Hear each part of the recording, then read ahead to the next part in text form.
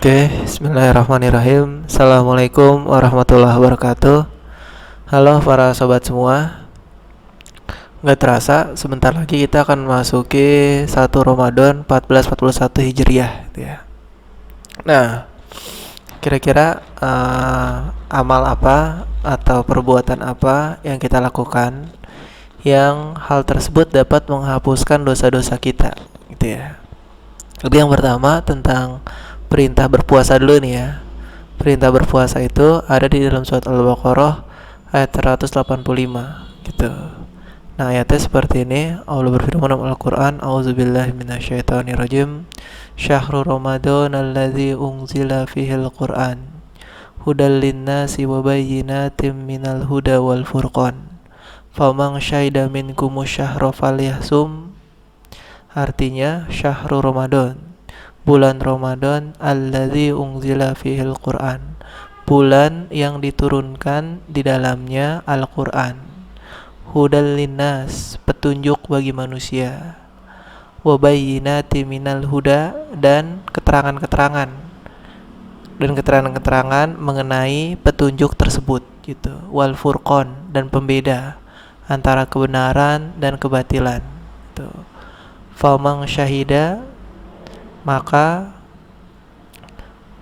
siapa yang menyaksikan minkumu dari kalian asyahro bulan tersebut, falyahsum, maka berpuasalah gitu. Nih kalau terjemahannya itu beberapa hari yang ditentukan bulan Ramadan, bulan yang di dalamnya diturunkan permulaan Al-Qur'an sebagai petunjuk bagi manusia dan penjelasan-penjelasan mengenai petunjuk itu dan pembeda antara yang hak dan yang batil.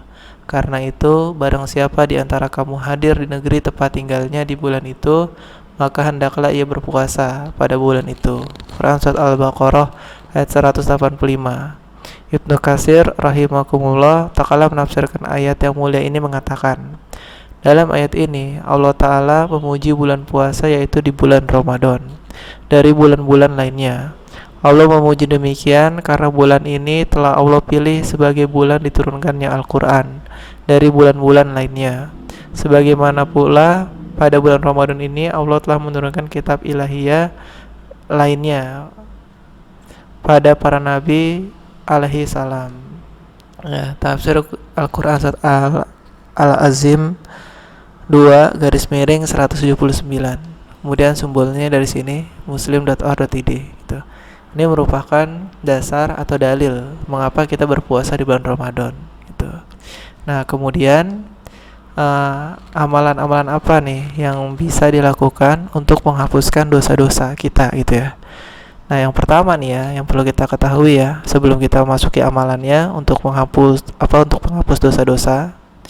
Yang pertama ya, di dalam Al-Quran surat Al-Zalzalah ayat 99 ayat ke-7 sampai 8 ya, ini yang artinya barang siapa yang mengerjakan kebaikan sebesar zarrah pun, niscaya dia akan melihat balasannya. Zarrah itu hal yang sekecil apapun gitu ya, niscaya dia akan melihat balasannya. Dan barang siapa yang mengerjakan kejahatan sebesar zarrah pun, niscaya dia akan melihat balasannya pula gitu.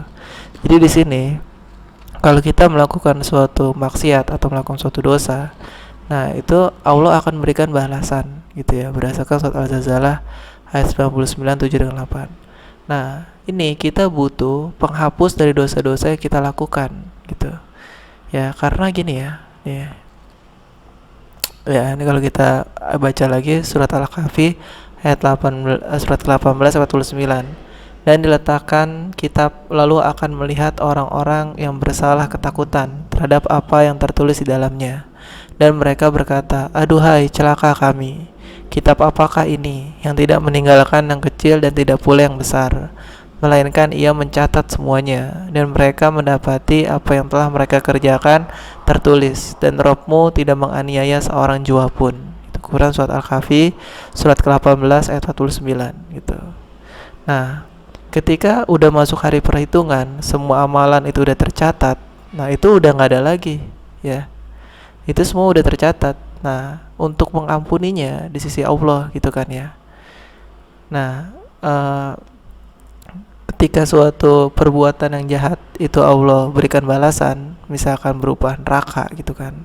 Nah itu kita nggak bakal sanggup gitu dengan neraka. Ya kenapa? Karena gini nih, Allah berfirman Al-Quran surat Al-Hajj ayat 47, sesungguhnya sehari sisi Tuhanmu adalah seperti 1000 tahun menurut perhitunganmu gitu.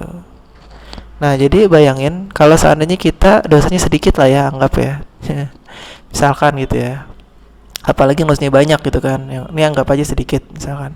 Nah itu seharinya sama dengan 1000 tahun. Jadi kita satu hari di akhirat aja sama nih kayak 1000 tahun di dunia. Kira-kira sanggup gak kita tuh merasakan ajab yang lamanya 1000 tahun di dunia gitu? Pasti kita gak sanggup kan ya. Nah maka kita butuh suatu amalan yang dapat mengampuni dosa-dosa kita gitu. Dan mumpung kita masih hidup gitu, masih dibuka pintu taubat gitu ya. Dalilnya apa? Masih dibuka pintu taubat ini Quran surat Az-Zumar ayat 53 gitu. Qul ya ibadiyalladzina asrafu ala anfusihim la taqnatu mir rahmatillah innallaha yaghfiru dzunuba jami'a innahu huwal ghafurur rahim. Katakanlah wahai hamba-hambaku yang melampaui batas terhadap diri mereka sendiri. Nah, artinya dia sering bermaksiat nih. Janganlah kalian berputus asa dari rahmat Allah. Sesungguhnya Allah mengampuni dosa-dosa semuanya. Sesungguhnya dialah yang maha pengampun lagi maha penyayang tuh. Jadi selagi kita masih hidup di dunia gitu ya, Allah selalu membuka pintu taubat nih tuh. Maka di bulan Ramadan sekarang ya, di bulan Ramadan yang nanti nih kita akan jalani sebentar lagi. Nah itu sebagai momentum yang momentum untuk kita kembali kepada Allah, untuk bertaubat kepada Allah gitu ya. Nah kemudian amal-amalan tersebut apa aja ya yang dapat mengampuni dosa-dosa ya. Yang pertama ya nih, sholat 5 waktu bertemu dengan hari Jumat dan bertemu dengan Ramadan ya. Dari Abu Hurairah radhiyallahu anhu, Nabi SAW bersabda, as-sholatul khamsu wal jumu'atu ilal jumu'ati wa Ramadan ila Ramadan mukaffiratun ma bainahunna idastanabal kabair. Antara sholat yang 5 waktu, antara Jumat yang satu dengan Jumat berikutnya, antara Ramadan yang satu dengan Ramadan berikutnya, di antara amalan-amalan tersebut akan diampuni dosa-dosa selama menjauhi dosa-dosa besar gitu ya. Kemudian yang kedua ini amalan puasa Ramadan ya. Dari Abu Hurairah radhiyallahu anhu, Nabi SAW bersabda, man shoma ramadanan imanan wa ihtisaban ghufira lahu ma taqaddama min jambi. Man shoma, barang siapa yang berpuasa Ramadan di bulan Ramadan imanan, karena iman, wa ihtisaban, dan mengharapkan pahala di sisi Allah, wa ihtisaban, ghufira ya, karena di sini diampuni lahu baginya ma taqaddama min zambi gitu, segala dosa-dosa yang telah lalu gitu. Hadis riwayat Bukhari nomor 38 dan Muslim nomor 760 ya. Kemudian ini qiyam Ramadan, salat tarawih. Dari Abu Hurairah radhiyallahu anhu, Nabi SAW bersabda, man qama Ramadanan imanan wa ihtisaban ghufira lahu ma taqaddama min zambi. Man qama, barang siapa yang sholat gitu ya Ramadan, di bulan Ramadan ya, atau di sini terjemahannya sholat tarawih, imanan wa ihtisaban, karena iman dan wa ihtisaban, mengharapkan pahala di sisi Allah, ghufira, diampuni lahu baginya ma taqaddama min zambi, dosa-dosa yang lalu gitu ya. Hadis riwayat Bukhari nomor 37 dan Muslim nomor 759 tuh. Kemudian menghidupkan salat malam pada Lailatul Qadar, ini juga dapat menghapuskan dosa ya. Dalilnya seperti ini, dari Abu Hurairah radhiyallahu anhu, Nabi SAW bersabda, man qama lailatan qadri imanan wa ihtisaban ghufira lahu ma taqaddama min zambi. Barang siapa melaksanakan salat pada Lailatul Qadar karena iman dan mengharap pahala dari Allah, maka dosa-dosanya yang telah lalu akan diampuni. Hadis riwayat Bukhari nomor 1901. Ibnu Rajab Al-Hanbali rahimakumullah menerangkan bahwa pengampunan dosa pada Lailatul Qadar adalah apabila seorang mendapatkan malam tersebut.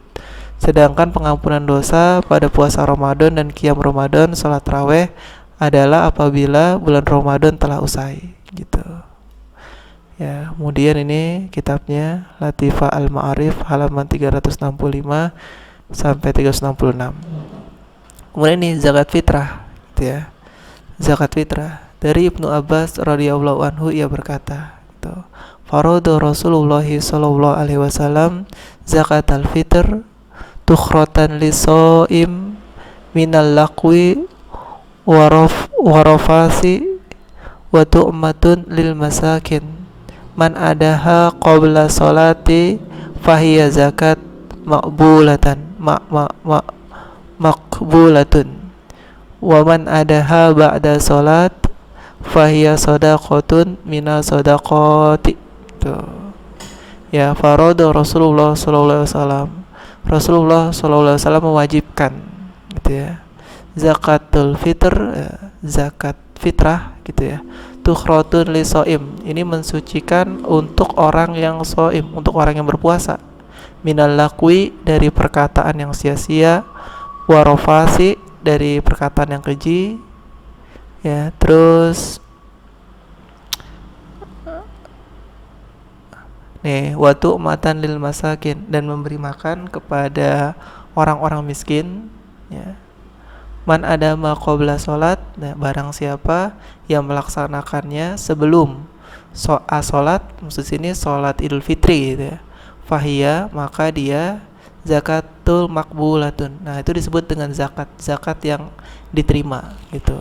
Kemudian waman adaha, dan barang siapa yang menunaikannya ba'da salat, nah, setelah salat Idul Fitri, ya, fahiya, nah, maka di situ namanya sedekah mina sedekati, dari berbagai atau dari banyak sedekah, gitu ya. Terjemahannya, Rasulullah SAW mewajibkan zakat fitrah untuk mensucikan orang yang berpuasa dari kata-kata yang sia-sia dan kata-kata keji, dan juga untuk memberi makan pada orang miskin. Barang siapa yang menunaikan sebelum sholat, maka zakatnya diterima. Dan barang siapa yang menunaikannya setelah sholat, ia hanya dianggap sebagai sedekah dan diantara berbagai sedekah. Hadis riwayat Abu Daud, Ibnu Majah. Al-Hafiz Abu Thahir mengatakan bahwa sanad hadis ini hasan, gitu. Ya, baik para sobat semua, semoga Ramadan di tahun ini, ya, 1 Ramadan 1441 Hijriah, bisa kita manfaatkan untuk bertobat kepada Allah, dan semoga Allah mengampuni dosa-dosa kita yang lalu, gitu. Ya, demikian dari saya. Assalamualaikum warahmatullahi wabarakatuh.